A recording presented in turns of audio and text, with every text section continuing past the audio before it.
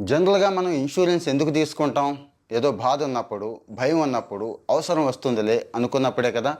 Personal insurance దగ్గర నుంచి health insurance, property insurance వరకు కూడా చాలా స్కీమ్స్ అయితే ఉన్నాయి. చాలా కంపెనీలున్నాయి. ఇక మామూలుగా ఉండదు. వాళ్ళ ఫాలో అప్ గాని, టార్చర్ గాని పాలిసీ తీసుకునేదాకా. ఓకే. పాలిసీ తీసుకున్నాం. తీసుకున్న తర్వాత క్లెయిమ్స్ వస్తున్నాయా? మీకు క్లెయిమ్ ఇస్తున్నారా? ఏడిపిస్తున్నారా? చాలా కంపెనీలు ఏడిపిస్తున్నాయండి. ఏడిపిస్తున్నాయి ఈ రోజుకి కూడా. ఎందుకంటారా?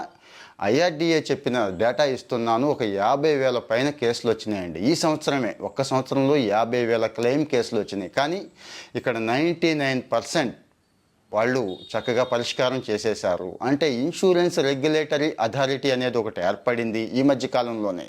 వాళ్ళకు పూర్తి అధికారాలు ఇచ్చారు. ఈ క్లెయిమ్స్ ఏదైనా గానీ ఇబ్బంది పెడితే జనాన్ని అక్కడ కంప్లెయింట్ చేయొచ్చండి. వాళ్ళ మీద యాక్షన్ తీసుకుంటారు. అది ఎవడైనా గానీ టాటా కావచ్చు, ఐసీఐసీఐ కావచ్చు, హెచ్‌డీఎఫ్‌సీ కావచ్చు.